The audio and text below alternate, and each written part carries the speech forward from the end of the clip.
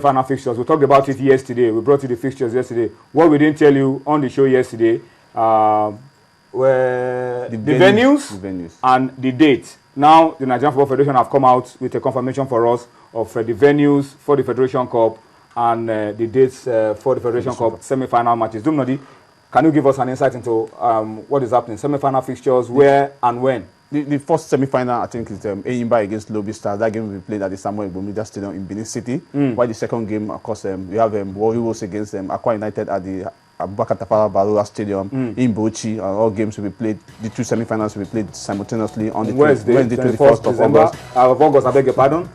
And then the final. The final is going to be played in Lagos on September 15 because you broke the news yesterday. So it's confirmation from this end. NFF. I hope Warriors will go for that game. Remember the controversy of Bauchi and Warriors last season. Last season. If Akwa United go for the game, why Warriors not go? Remember the controversy of Bauchi. South teams going to. Remember the controversy of Bauchi last season. That was last year. This is a different time. They have to go. Otherwise they want to lose out on the place in the final. I think they have to go. So, and I think those two games are mouth-watering fixtures. Brilliant. And interestingly, these two teams have had plenty to fight over in the Globe Premier League this season. You remember Warri Wolves and Akwa United in Uyo. And the swap of coaches. And of course, the former coach of Warri Wolves, the former coach of Akwa United of Warri Wolves. And of course, Eyimba and Lobby, remember their fight. And the former coach of Eyimba, Evans Egwe, is the coach of Lobby Stars. So there's a lot to fight for. And Salisu Yusuf has been at Lobby before. So and he's now in Eyimba. So there's a lot to look forward to in the semi-finals of the Federation Cup. Once again, semi-final matches, 21st of August. You have the venues on your screen. The final on the 15th of September at the Teslim Balogun Stadium in Lagos. Let's talk about the women very quickly. The women are also going to be playing the final of the Women Challenge Cup on the same day as the final of the Federation Cup. And today we had quarter-final matches. Games. I'm sure you have update for us. The shocking result is Pelican Star beating Delta Queens 3-1. Rivers Angels, of course, I thought they would take out the Kogi conflict, but it ended 1-1 at full time and went into penalties. But Rivers Angels won that 4-2. Bayelsa Queen completely demolished Matthew White 3-0. While the last game is National Amazons, even though their men crashed out, their women are still pulling their weight. 2-0 over Taraba Queens. So these are the quarterfinal results.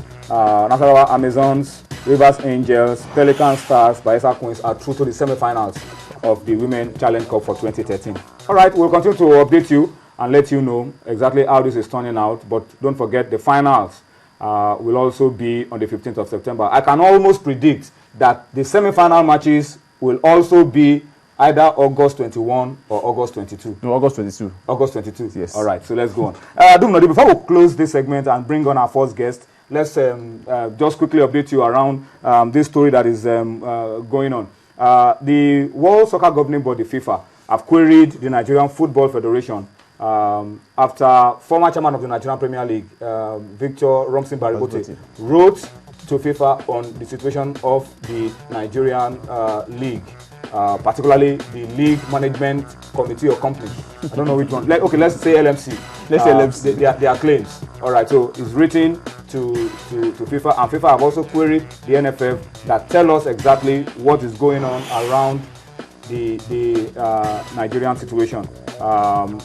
You can see on your screen, this is a correspondence from FIFA to the Nigerian Football Federation General Secretary asking for a report on the current situation in Nigeria, and that is in response to a letter written by Victor Baribote about the way he was removed from office, the composition of the League Management Company, and a whole lot of other things. But you know what we're going to do? We are not going to do much about it today. We just want to bring it to your notice. Tomorrow, we will do something very comprehensive on this in our usual style. We will look at the positives, and we will look at the negatives, we will look at the places where Baribote is right, and the places where Baribote is wrong, and where the NFF is right, and where the NFF is wrong. So we'll give you that tomorrow. That's a promise. We'll be giving you that tomorrow on Sports Tonight. That's the letter. Barebi International Sports Promotion. That's the company of Victor Baribote. And that's the letter that he wrote to FIFA. Complaints of misconduct and acts capable of bringing football in Nigeria into complete disrepute and ridicule by Alhaji Aminu Megeri, the president of the Nigeria Football Federation. Don't worry, we will not say more than this tonight. Tomorrow, join us. We will look at all of these, the pros and the cons, and we will try to be as objective as possible. Okay, we'll go on a break now. Bring you some basketball. My first guest is waiting. Someone I'm sure you'll love to meet. So join me after this timeout.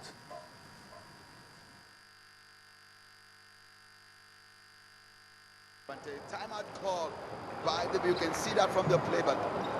I don't know why the referee called for traveling, but the referee decision stands. And it's whenever there's screen, we switch, and we must talk on defense. If we don't talk, there's no how we get the defense. Nobody's talking on defense again, and we don't allow this shooting, and we allow them to come and get offensive rebound again. We must box out. Come on, it's too early, guys. It's just 2 minutes to the end of the, to this very first quarter, and we are fumbling there.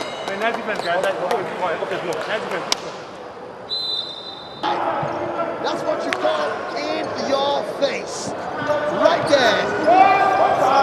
Oh, and immediately Customs respond with some fantastic three-point play there. And Ikemo Jugo is fired up.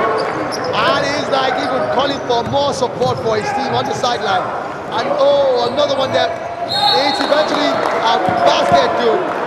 And you can see there, Chigozie Ude slapping the ball there in confirmation. And that's it on the scoreboard.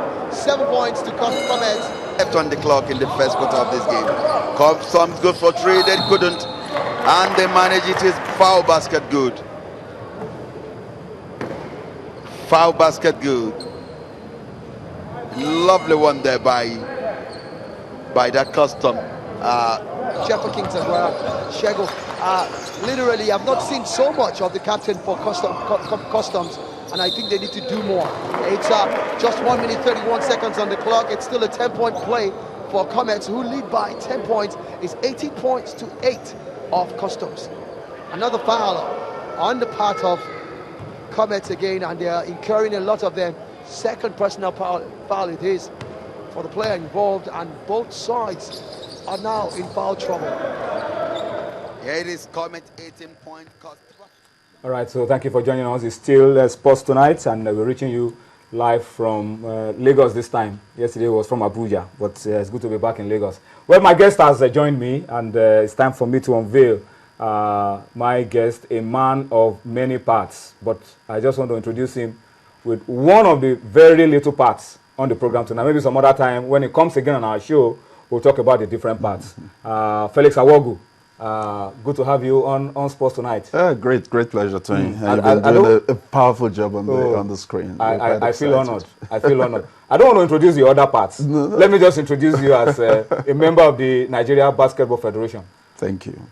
Or a sponsor of the Nigeria Basketball Federation. Whatever. It's all I think it's better you just introduce me as a journalist. Okay, or a journalist. Or a good to have you. reporter. All right, good to have you on Sports Tonight. Yeah, my pleasure too. Yeah, but let's start this way. The DSC Prime Basketball League, we're getting close now to the Final Four. This is the first time we're having a Final Four. Absolutely. In the Savannah, Final Four in the Atlantic. Why the difference from the previous arrangement of having a final 8? Yeah. Well, it's about creativity. It's also about getting everybody involved. One of my major problems in Nigerian basketball is that people are not really coming out. And the first question is, how do we get people? How do we get people to really start identifying with basketball? It's quite interesting. The Savannah one we hold in Abuja. I think that should be sometimes next week for about 3 days. And then subsequently, then there will be one in Lagos. It's important everybody start getting closer to where these games are played. If you look on the streets of Nigeria, the average Nigerian is big, it's tall, it's huge. You keep wondering, what do? Is it just football? I think basketball is also an area where people, and separating them into two groups is quite exciting, because to bring more people into the stadium, those who cannot come to Lagos or Port Harcourt or different cities will also identify with some of these teams where they are. How challenging has this been for you, the issue of bringing people back to watch basketball games? In the past, when Islanders is playing Ebu Comets inside the main bowl of the National, inside the gymnasium of the National Stadium, we always have it filled to the brim. But these days, I mean, in football, we have an excuse that the foreign leagues. Which is unfortunate. It's not the foreign leagues. But can we say the same for basketball? Are we saying that it's not? It's just like football, like basketball. It's about retaining stars. It's about funding. If a footballer lives in the street and is driving Okada, he cannot even pay his basics. He's not a star among his community.